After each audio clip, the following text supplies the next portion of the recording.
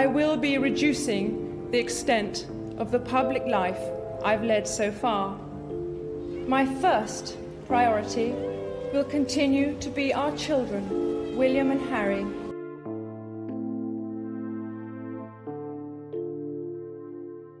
On July 1st, 2026, the United Kingdom woke up to a date that carried the full weight of an unfinished life.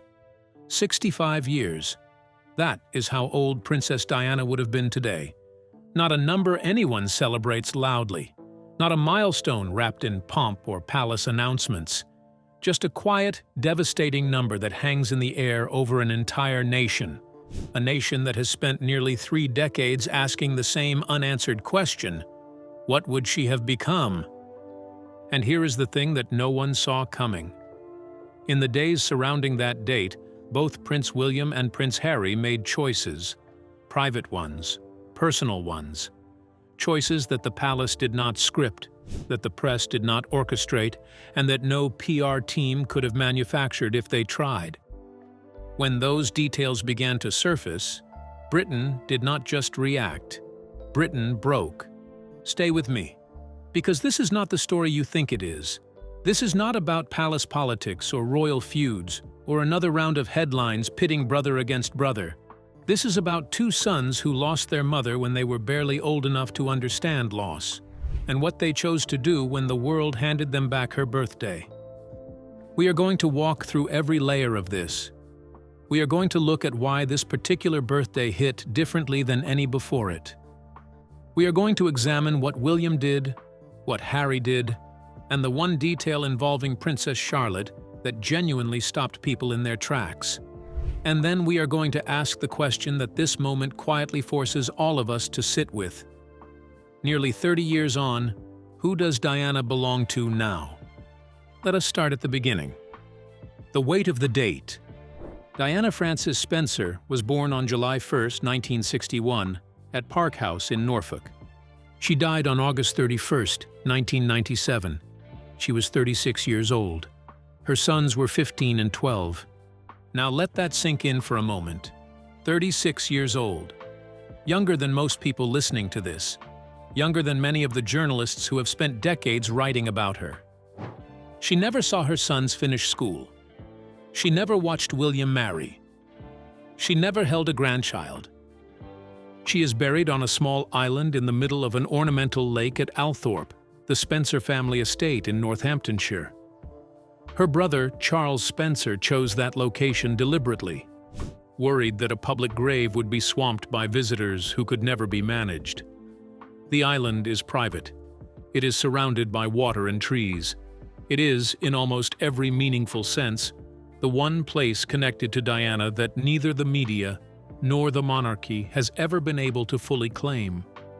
And for nearly 30 years, the country has carried her ghost through every royal occasion, every national milestone, every photograph of her sons growing into men she never got to see become. But there is something particular about the age of 65 that pierces differently. Think about what 65 means.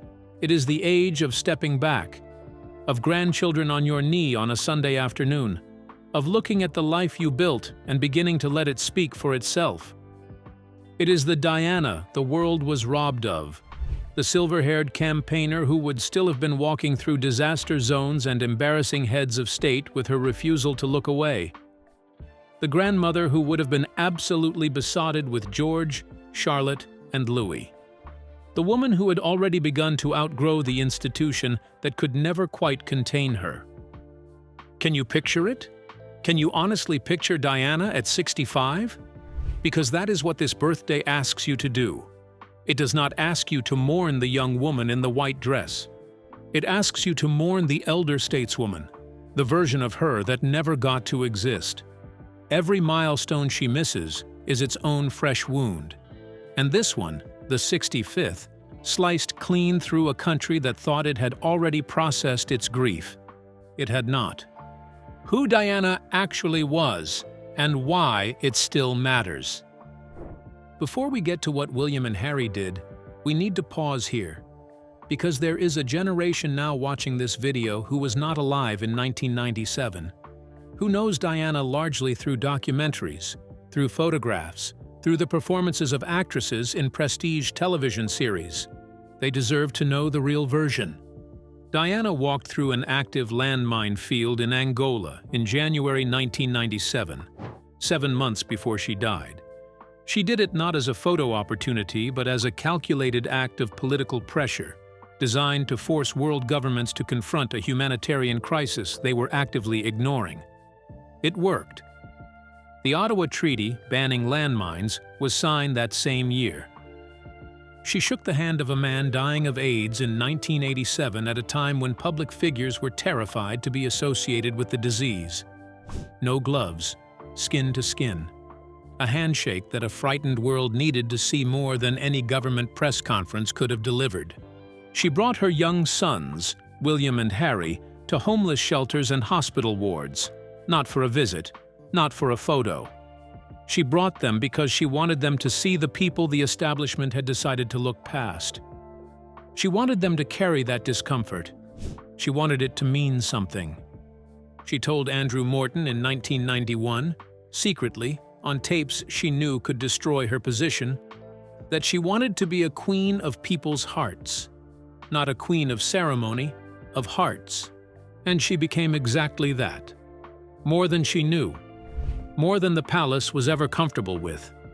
The institution she married into valued restraint, composure, distance. Diana valued the opposite. She felt things loudly. She showed up in the wreckage. She made people feel seen by a family that had spent centuries learning how not to feel at all. That is the inheritance William received. Not the crown, not the title. The ability to show up and mean it. Now ask yourself this. How do you pass that down to your own children when the woman who taught it to you died before they were born? That is the question William has been wrestling with for 29 years. On July 1st, 2026, he answered it. What William did, and why it broke everyone. William has never been performative about his grief for Diana. That is the thing people often miss about him. He does not manufacture emotion for cameras. He is in many ways the opposite of what the tabloid press wants him to be, which is probably why the press frequently misreads him. In recent years, he has marked his mother's memory in ways that feel chosen rather than choreographed.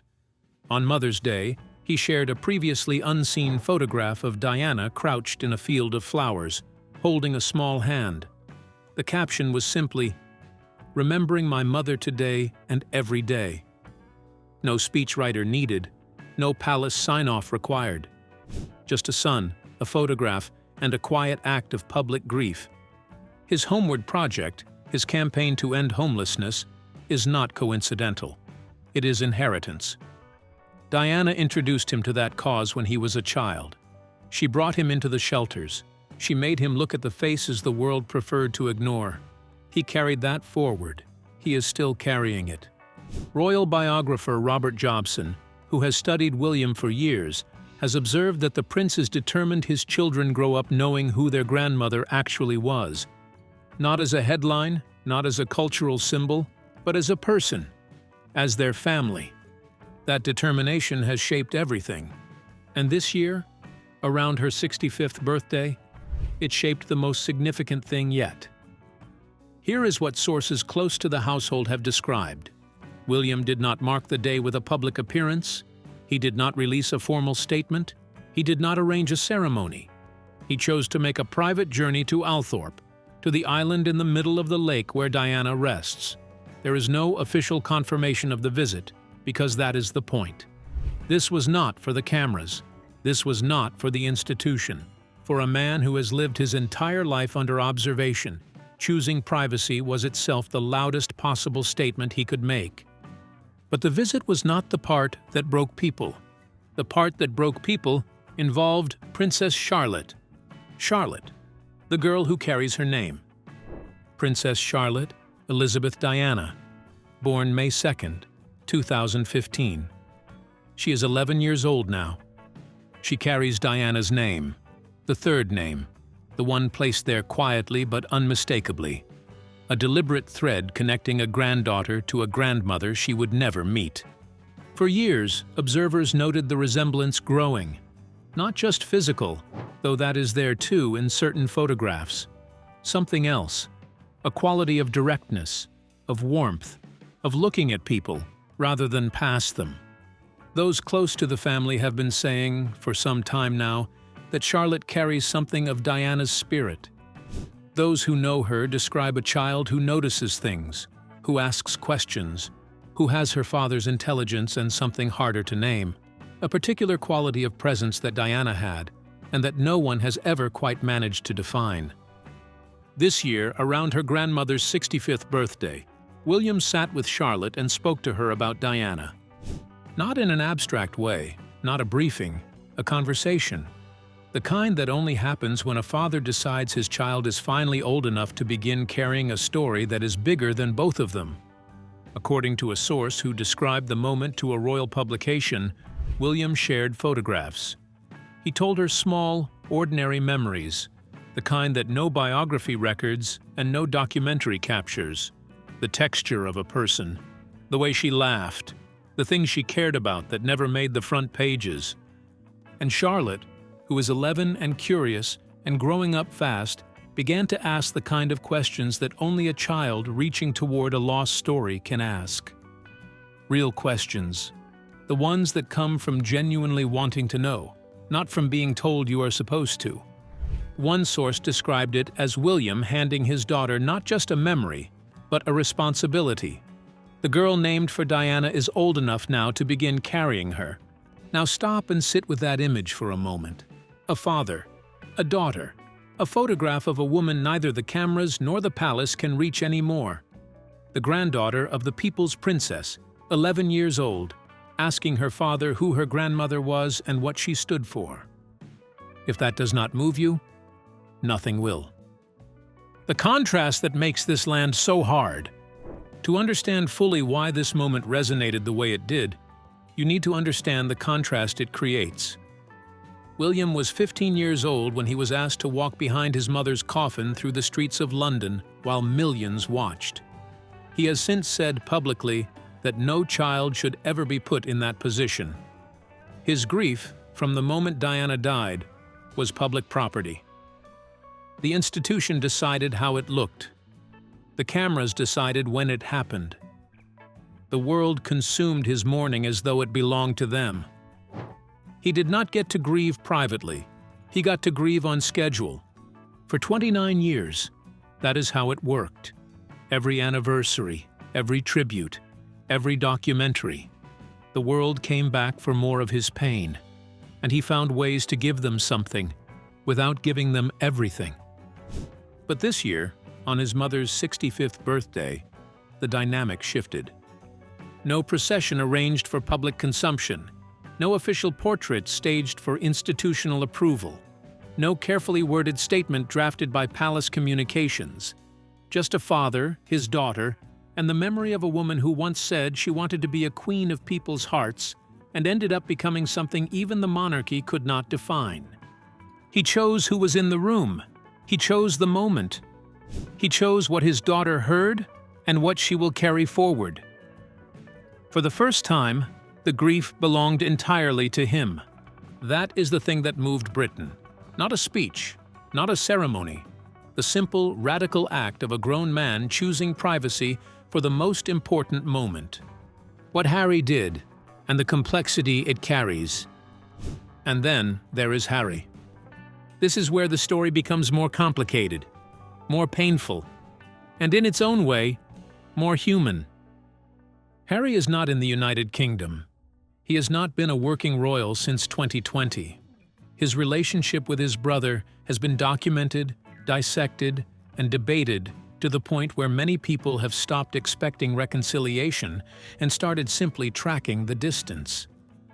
But Diana was his mother too. He was 12 years old when she died. 12. He walked behind that coffin too. He stood at that grave too. He has carried that loss through everything that followed. Through military service, through public breakdown, through marriage and fatherhood, and exile and memoir. and on his mother's 65th birthday, Harry chose not to be silent. From California, Harry acknowledged the date in a way that those close to him confirmed was deeply personal. He did not do it in competition with William. He did not do it as a statement about the family rift. He did it as a son. And here is the thing that the feuding narratives tend to erase. Whatever has happened between these two brothers, they share something that no one else on earth shares. They both walked behind that coffin. They are both sons of the same extraordinary, complicated, world-changing woman. That bond does not dissolve because of legal disputes or press wars or a decade of estrangement. Diana used to say that the one thing she wanted was for her boys to be close, that they would have each other when no one else understood. Whatever the current state of their relationship, they both marked her birthday. In their own ways, separately, but both. Some observers found that devastating. Others found it strangely hopeful. Both reactions make sense. The question Britain is asking quietly is this: on the day their mother would have turned 65, was there any moment, even privately, even briefly, where the miles between them felt smaller? Or has the distance become permanent? We may never know. And maybe that is fitting.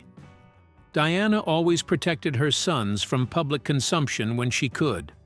Perhaps the truest tribute they can pay her is to keep some things between themselves. The institution and the inheritance. Here is a larger truth this birthday surfaces, one that the palace will not articulate, but that everyone watching understands. For nearly 30 years, the question of how Diana should be remembered has been, at least partially, an institutional question. The monarchy has had to manage her legacy the way it manages everything, carefully, strategically, with one eye on what serves the crown and one eye on what the public demands. That is changing. Diana's memory is passing out of institutional hands and into the hands of people who carry it personally, her sons, her grandchildren. The girl named Charlotte Diana, who is now old enough to ask who that name belongs to. This matters because institutions remember in one way and families remember in another. An institution commemorates. It selects the approved photograph, issues the approved statement, places the approved wreath. It controls the narrative because narrative is what institutions do. A family does something different. A family tells you the small things, the laugh, the habit, the ordinary detail that never made it into a biography, but that a child carries with them for the rest of their life as a piece of someone they never met, but somehow know. William is building the second kind of memory now, the family kind. And in doing so, he is doing something that Diana would have recognized immediately. She was, above everything, someone who believed that the personal was more powerful than the institutional, that a handshake meant more than a policy, that sitting with someone mattered more than announcing support for them. She taught him that, and now he is teaching Charlotte. The circle is not closed, it is widening. What Diana at 65 would have looked like. Let us indulge this for a moment, because it matters. Diana at 65 would not have retired. That much we can say with absolute confidence. The woman who walked through a minefield in her 50s would not have been sitting quietly somewhere as a grandmother. She would have been louder, more confident, and far more dangerous to complacent power than she ever was at 36. She would have been a global humanitarian figure in her own right, not connected to the monarchy, not dependent on its approval, operating freely in a way she never quite could while she was alive. She would have continued her work on landmines, on AIDS, on homelessness. She would have added new causes, climate, children in conflict zones, the causes that need a face willing to get in the way. Think about what that version of Diana would have meant in the world we are living in right now. A world of rising inequality, of governments retreating from humanitarian commitments, of ordinary people desperately looking for someone in a position of influence who will simply tell the truth and show up. She would have been incandescent in this era, not as a figurehead, not as a patron who lends her name to a letterhead, as an active, restless, impossible-to-ignore force. She had that quality when she was young and relatively constrained. Imagine what she would have done with 3 more decades of freedom, confidence, and the hard-won credibility of someone who had already proved herself under impossible pressure. She would have been a grandmother, utterly besotted with George, Charlotte, and Louis. The kind of grandmother who turned up unannounced and stayed too long and made the children feel like the most important people in any room. The kind the children would have preferred over every other obligation. And here is a detail worth pausing on. Diana was, by all accounts, a physical person. She hugged, she held hands, she sat on the floor with children rather than keeping a formal distance. George, Charlotte, and Louis would have grown up with that, with a grandmother who made love something tangible and present, not something expressed in formal gestures from across a room. That is not a small thing. That is the kind of thing that shapes a person for life. The Wales children were denied it before they were old enough to know what they were losing. She would have been a presence in William's life that steadied him in ways no one else could have. She knew what the crown costs a person. She paid that cost. She would have been his ally in ways that perhaps no one in his current world is equipped to be. She would have been extraordinary, and she would have been ordinary. And we will never know which version we needed more. That is the ache of July 1st, 2026. It is not just mourning who she was, it is mourning who she would have been. And that grief has no bottom. What Charlotte means for the future. There is something specific worth dwelling on in the Charlotte detail, because it points forward in a way the rest of this story does not. Diana is not going to be forgotten. We know that.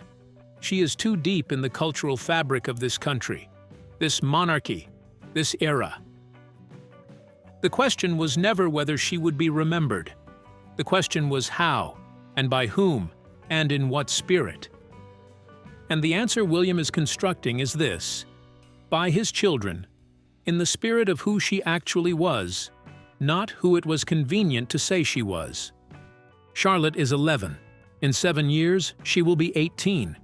In the decades that follow, she will grow into a public role that will inevitably carry questions about Diana, about what she inherited, what she continues, what she chose to embody from that lineage. The conversation William is having with her now is the foundation of all of that. He is not handing her a mythology. He is handing her a person, a grandmother with a laugh and a cause and a particular way of being in the world. That is the difference between institutional memory and family memory. One gives you a symbol. The other gives you someone you feel you actually know. When Charlotte, at 25 or 30 or 40, stands somewhere and does something that makes the world think of Diana, and she will, because that is the nature of how legacies travel, it will not be because she performed a resemblance. It will be because a father sat with her when she was 11 and told her who her grandmother was and made her feel that she belonged to something worth continuing. That is what William did on Diana's 65th birthday. He did not produce a moment for the cameras. He produced a memory for his daughter. And somehow, from the outside, that is more moving than anything a camera could have captured. The question this moment leaves us with. Here is where we land. Diana, Princess of Wales, died on August 31st, 1997. She was 36 years old. Her sons were 15 and 12. And the world has been reckoning with that loss ever since, not just as a tragedy, but as an unresolved question about what kind of royalty this country wants, what kind of compassion it expects from those who represent it, and whether the institution can ever really contain someone who moved through it the way she did. The answer, 29 years on, is becoming clearer. The institution could not contain her, not even in death. Her memory keeps escaping the careful management of official narratives and landing somewhere warmer and more honest. In the conversation between a father and his daughter, in the work of a prince who inherited her causes, in the quiet choice to visit a private island rather than stage a public tribute. She wanted to be a queen of people's hearts, and she got what she wanted, not because the monarchy granted it, but because she earned it directly, from the people, one handshake and one honest conversation and one brave walk through a minefield at a time. Now her granddaughter is learning her name. Her son is making sure she is remembered as a person, not a portrait. And a nation that thought it had finished grieving is discovering on a July morning that grief is not a thing you finish. It is a thing you carry, and pass on, and carry again. There is a generation of people watching this right now who were children themselves when Diana died, who remember the week of her funeral as the week the whole country seemed to pause and feel something at the same time, who grew up understanding, without being told explicitly, that something enormous had been lost. Those people are adults now. Some of them have children of their own. And when they watch William sit with Charlotte and pass down a grandmother neither of them could share a room with, they feel something personal in it. Because grief, real grief, does not expire. It just finds new shapes. And this one, a father, a daughter, a name, is a shape that almost anyone can recognize. Diana would have turned 65 today. She would have been extraordinary. She still is. If this story moved you, you already know why it matters. Diana was not just a royal. She was proof that one person with enough warmth and enough courage can change what an entire institution is allowed to feel like. William is raising Charlotte to know that. And somewhere in California, a man named Harry is sitting with the same loss, on the same date, in his own way. They were both her sons. They both carry her. The world is watching what they do with that. Drop your thoughts in the comments. What do you think Diana would have been at 65? And do you believe William and Harry will ever find their way back to each other? For her sake, if not their own? Hit subscribe, because the story of this family is not over, not by a long way.